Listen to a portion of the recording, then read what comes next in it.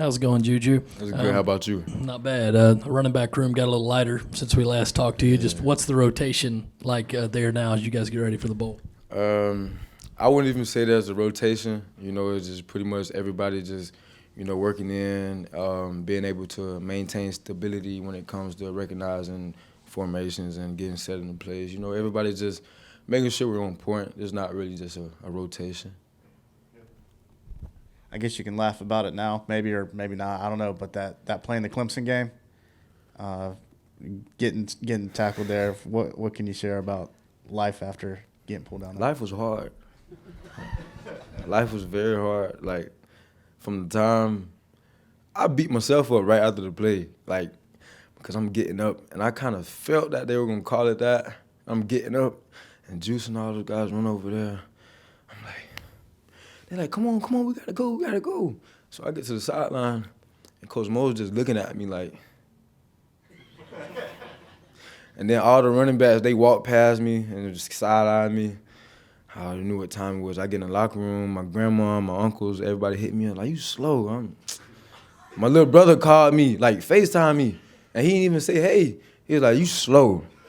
I'm like, dang, like, you feel me? My legs was, I got to get my legs warm. But yeah, it was funny, man. I wish I could have got in there. Hey, man, Gator Bowl, national TV against, one of the bigger brands in college football. What are you most looking forward to about this bowl and just heading down there? Just the experience, man. I get to go back home to my home area, and a lot of my family members will be able to come and participate in the game, and just being there. And it's amazing just being able to play in a bowl game, because I know we say it a lot and it might sound cliche, but a lot of people actually don't get this opportunity. And I know multiple guys I couldn't even count on my hands that would just literally give their life just to be able to play one more college game, and you just got to take advantage of that. So it's a blessing. I guess kind of going back to the Clemson game, what was life like for you after winning that game? Was there anything you remember specifically about the celebrations or the day after? How did things change for you after beating Clemson? The entire atmosphere, the community.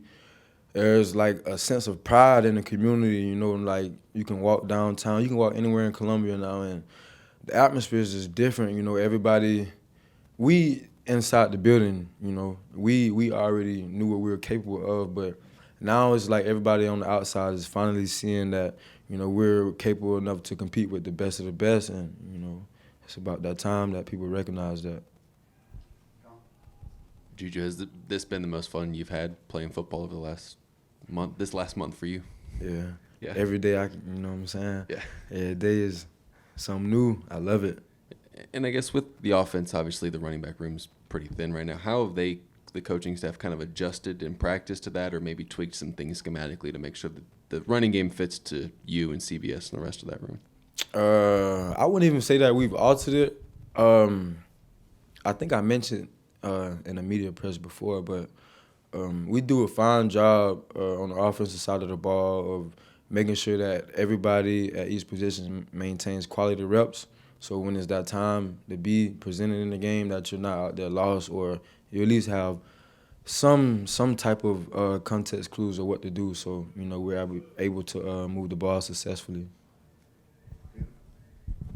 Juju, Juice got the last play of the Clemson game before you guys could kneel it out. What do you remember about the sideline huddle before calling that play? And were you on the field? Were you part of that huddle and that discussion?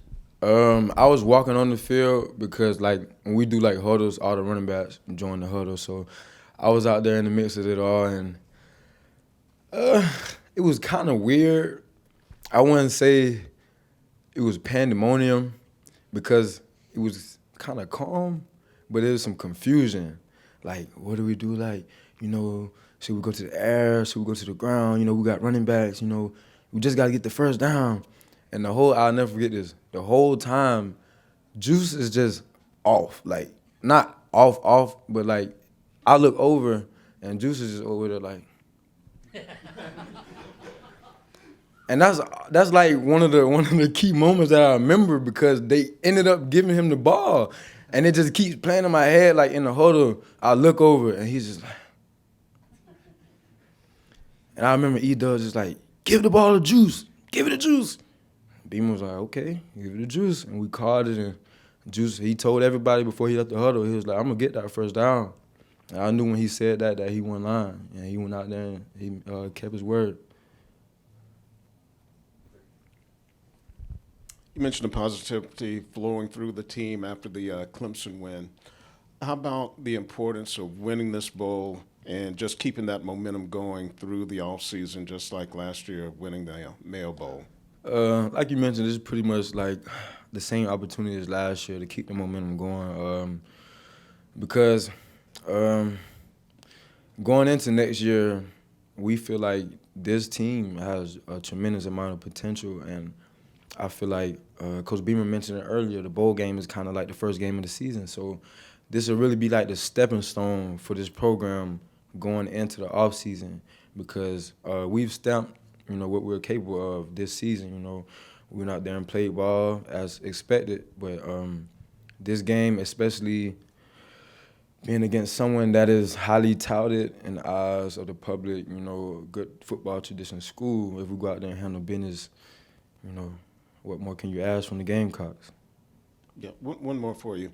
With so many people going into the transfer portal, opting out, is there a different dynamic around the building?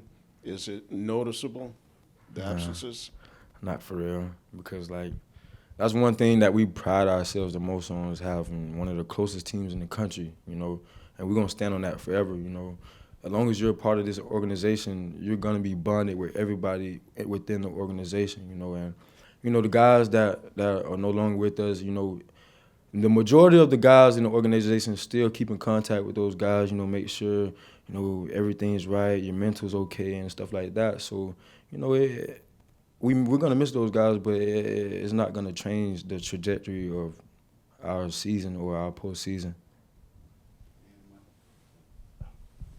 Hey, Juju, I know you haven't really had a chance to work with Coach Loggins yet as an offensive coordinator, but what are some of, your first impressions of him and what he might bring to the offense and the team next season?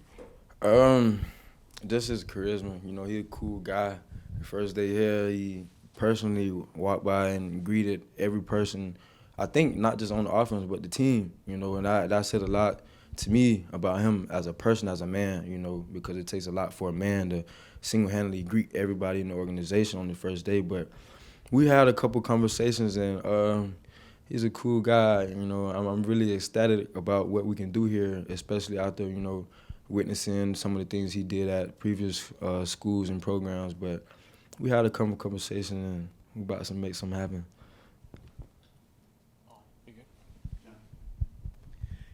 When was the first time you heard Dowell Loggins' name, and what were your thoughts about it? And then I guess he talked to you at all about how he likes to use his running backs and what kind of traits he likes? I think the first time I actually heard the name was a couple years ago. He was coaching in the NFL, right? Yeah, I think that's where I heard his name. And then I remember him going to Arkansas. And then we ended up playing Arkansas, and, we got to witness some of his play calling. And, I really kind of like his schemes. I feel like his scheme would work tremendously well here in this organization with the amount of talent we have. He hasn't really approached me about his particular playing style, running back or skill guys, but, he kind of gave me an uplifting spirit, just confirming that we're going to have a pretty good season this year.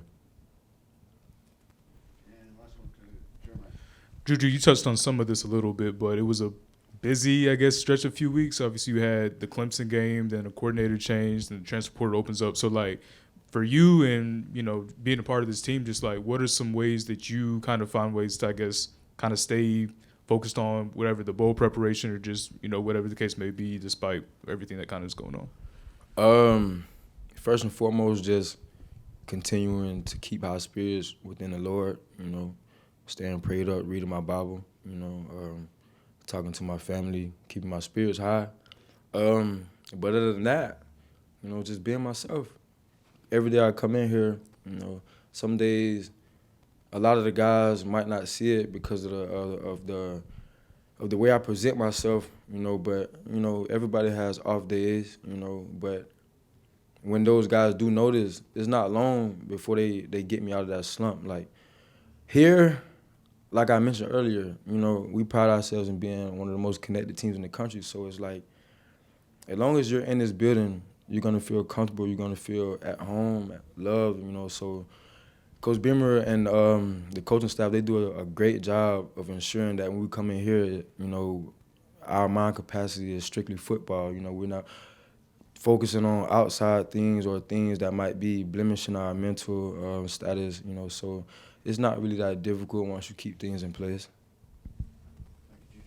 Appreciate y'all.